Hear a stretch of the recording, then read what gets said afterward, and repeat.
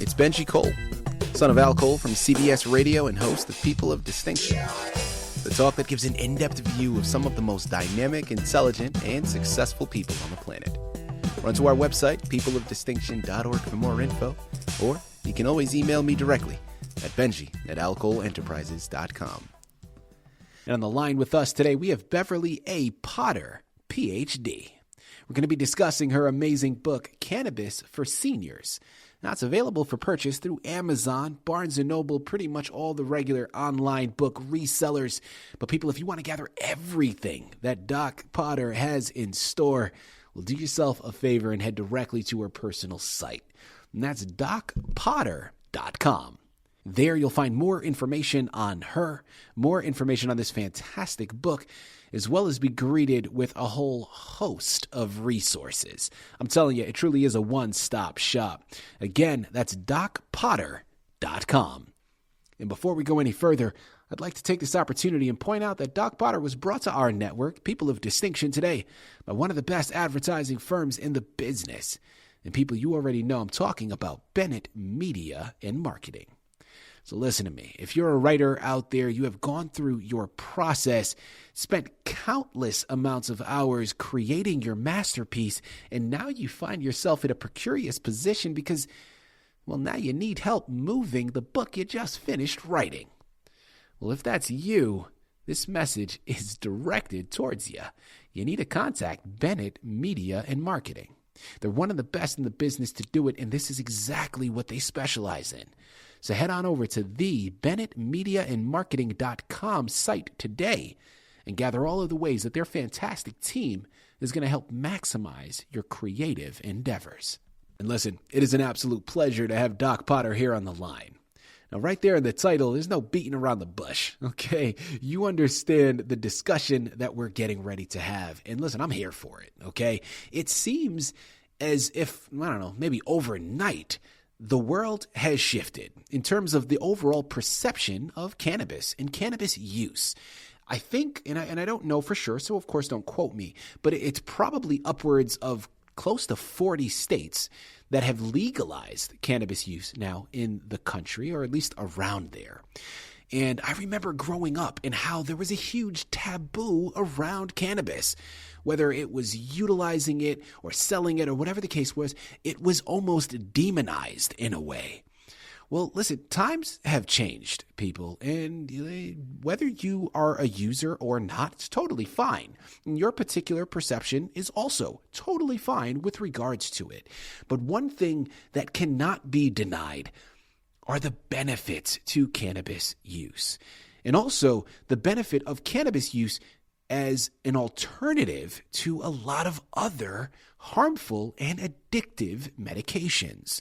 So this book has so much to offer. Of course, written for seniors, but I promise you, I don't care what age you are. Well, as long as you're a legal age, you're an adult, this book has so much information that you're going to be able to take to the bank. All right. And at the end of the day, don't take my word for it. Take Doc Potter's. All right? It's her book. She's written it. She's done the research, and she's going to be able to articulate it all much better than I ever could. So sit back, strap in, and have your notebooks ready, because this is about to be a wonderful education. Doc, first and foremost, welcome to People of Distinction, and thank you very much for being a guest. How are you doing today? I'm doing great, and that was a fantastic introduction. Well, thank you very much, Doc Potter. I appreciate that. Listen, I just followed your lead. All right? You started it. You laid down a wonderful roadmap that I was able to just follow. So thank you for it. Welcome to People of Distinction. I want to take you everywhere I go. Well, listen, for the right price, Doc Potter, I'm there with you. All right? Oh, you let me know, and we can work it out. No, Doc Potter, of course. Keep that in mind. Of course, just adding some levity here. But listen, it is a true pleasure. All right? I really do. I appreciate what you're doing here, because I think that even as it's getting into the right area now, I do think there's still a taboo and a lot of misinformation around cannabis use. So thank you for writing this book and for being a guest here. Before we jump into the words on those pages, tell us a little bit more about yourself and your background. Well, I'm a corporate psychologist, which means management, focusing on management. And somehow, miraculously, I got into Stanford. I actually was in the class of 4 at Stanford, wow, which was pretty amazing. All expenses paid. And amazing, since I was in the 2nd grade reading group when I was in the 8th grade. My education was very screwed up, being a military brat and moving around. Wow. But anyway, I got into training and learned a lot about training, and I actually spent a couple of years being a police trainer. That was loads of fun. There you have it. Listen. There's a good reason why they have so many cop shows on television. Yeah, absolutely. More than we need. So anyway, training and teaching is what I know a lot about, and that's what this book, Cannabis for Seniors, is an educational to help seniors learn how to use cannabis, because it's compared to what's happening. Seniors are being doped up constantly. I mean, the typical senior can have 6 or 8 or even more different powerful drugs they're taking every day. Yeah. Doc Butter, and seniors start getting all these aches and pains, and and what do doctors, MD doctors, have to offer? Opioids, narcotics. And I think that's nobody's ever died on cannabis. Exactly. And I think that's why your book is so powerful here, Doc Potter, because listen, I get it. You are talking specifically to seniors, and that's because, listen, when you get to a certain age, your body starts to deteriorate, for lack of a better term, and you need to be put on different type of medications to alleviate pain. But we understand, right? This is not something that solely affects seniors, but we understand within the past few decades, man, this opioid epidemic has just gotten out of control. And it's very, very dangerous. Yes. And here's the thing, is that opioids in the body have receptor sites, and cannabinoids, which are from the cannabis, have receptor sites. And the metaphor is like a lock and the key. The receptor site is the lock, and the chemical, the opioid or the cannabinoid, the CBD, is the key. Well, opioid receptor sites are found in the brain stem. That controls breathing. So if you OD on an opioid, you stop breathing. That's what happens. There are no cannabinoid receptor sites in the brain stem. Wow. It's just that it doesn't affect breathing. I mean, you may feel more relaxed, and it might relieve your stress, but you don't stop breathing. I mean, this is critical, okay? That's pretty key. That's pretty key. If you didn't know, people, breathing breathing gives you life, okay? So it's pretty important to do. Doc Potter, let's jump into some of the research here, because I know my listening audience and a lot of the skeptics out there are listening in right now, and they're like, well, hey, listen, sure, cannabis has been around for a long time, and a lot of people like to smoke it for the fun. But let's talk about the research that has been done to showcase a lot of the health benefits. Talk to us about some of the research that you've conducted. Well, the fact is that the research is really just beginning, because the Fed has something called the Controlled Substance Act, and cannabis was determined to be a Schedule I drug. That's the most dangerous, along with heroin and opium and cocaine. And so that, plus other factors, retarded research. It just sat there, and so it's only beginning. For example, one of the if you look at they call the plant the flower, and if the flower itself has, how flowers have these stamen or whatever you call them that stick up and attract the bees and whatnot. These things are like little teeny mushrooms. They're just loaded. They're clear, and they're loaded with chemicals from the cannabis plant. And they haven't even discovered all the cannabinoids. There's like over 100 cannabinoids. Can you imagine that? Yeah. And then there's terpenes on top of it. And the terpenes are you have this picture of the stoner constantly sniffing the dope. They're sniffing the terpenes, the aromatic oils that are in the cannabis. I mean, it's just a cornucopia of chemicals that are untapped. And the thing about everybody who uses it, but especially seniors, have to learn how to use it. There are different, and have to learn what's called the delivery systems. For example, smoking is just one way. When you smoke it, it takes about 10 to 15 minutes to get a result because the smoke goes in your lungs and then almost directly into the bloodstream. Mm-hmm. But where people can start having a problem is with edibles, because they'll eat the cookie and then they have an idea in their mind that something should be happening in 10 to 15 minutes. Well, no, you're looking 2 hours. Right. So they eat the cookie and then they go, and so they eat more cookie and then they eat more cookie. Pretty soon they ate the whole platter of cookies. And they are in deep doo-doo, because what happens is that it has to go all the way through the digestive system and get down literally into the intestines before it starts getting into the bloodstream. Well, by the time it's there's no pumping your stomach. There's no way to get it out. Yeah. And if a person is overconsumed, they are in for an extremely unpleasant experience of these terrible spasms in the gut. There's a famous 911 call, and the dispatch answers, and this man says, call an ambulance, we're dying. And the dispatch was skilled and probed, and the guy said, well, I'm a cop, and I stopped the perk. And so he got the pot from the perk and took it home, and he and his wife made the brownies, and then they ate them all. See? That's because of not understanding how to use it. You should eat a half a brownie and then wait. Yes. Because it takes like 2 hours to get all the way through your system, and wait. But people don't know that. So they eat another and another and another. And then, oh my God, I did this once to myself. And let me tell you, you think you're dying. It's not something, one wants to do. On the other hand, eating a cookie or a half a cookie, that's where you start, a half a cookie. The motto is start low, go slow.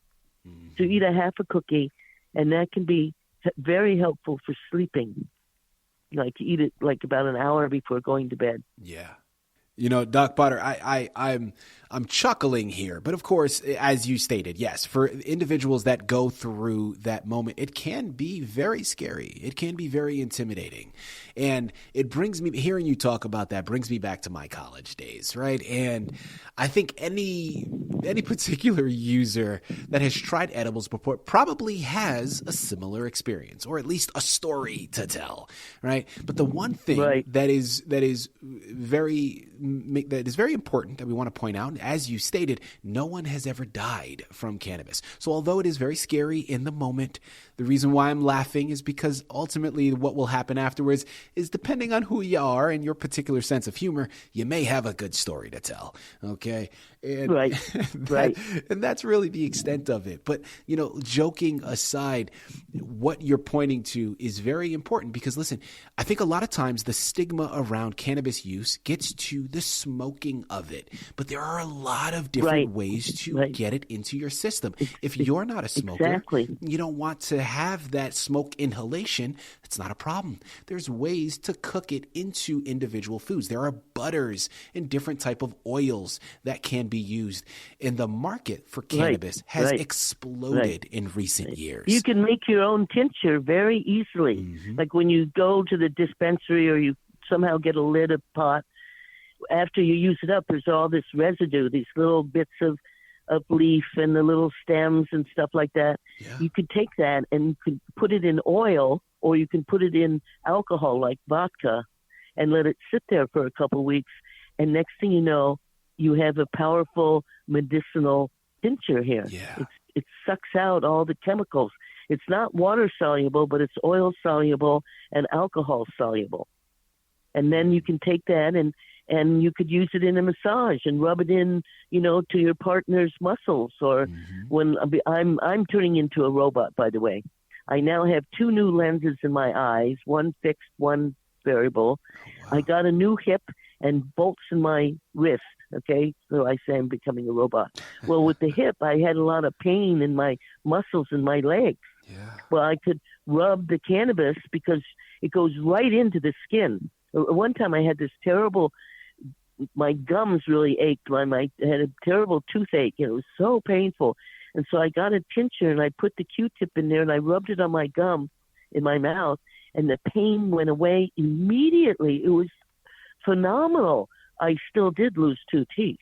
Well, yeah, at least. But it wasn't painful. It wasn't painful. That's the key to this story. I mean, it was a start. I mean, I wish I still had those teeth. Fortunately, they're in the back. Otherwise, I'd look like an Okie with my teeth gone. But Doc Potter, but it was amazing how the pain went away right away. See, a lot of it has to do with learning how to use it. More is not better. It's actually this thing of start low, go slow. Absolutely. To learn how to use it and how it affects you. It's like you become a shaman with this stuff, making your potion. There you have it. People, I'm telling you, Amazon, Barnes & Noble, DocPotter.com are the places you have to go. Cannabis for Seniors is the title you have to pick up. And Beverly A. Potter, Ph.D., is the author you have to thank for bringing it to your table. Doc Potter, next question here that I'd love to go into. Let's talk about inspiration for a second, because listen, I can see why this is a book that you were intrigued about. And this is something that really mattered to you, although it could have easily stayed on your personal shelf or something you verbally told those around you. Why did you feel compelled or inspired to write it for the public? Yeah. Well, that's what I do is I create books. It's, I think up a project and then I get into it and flush it out and, explore parts of it. I wrote another book, Cannabis for Canines. Oh, wow. And what people don't realize is that THC is toxic to dogs, but often people are giving their dogs some cannabis or marijuana, whatever you want to call it. Mm-hmm. And the dog is sort of looking goofy and kind of stumbling around, and this seems hilarious.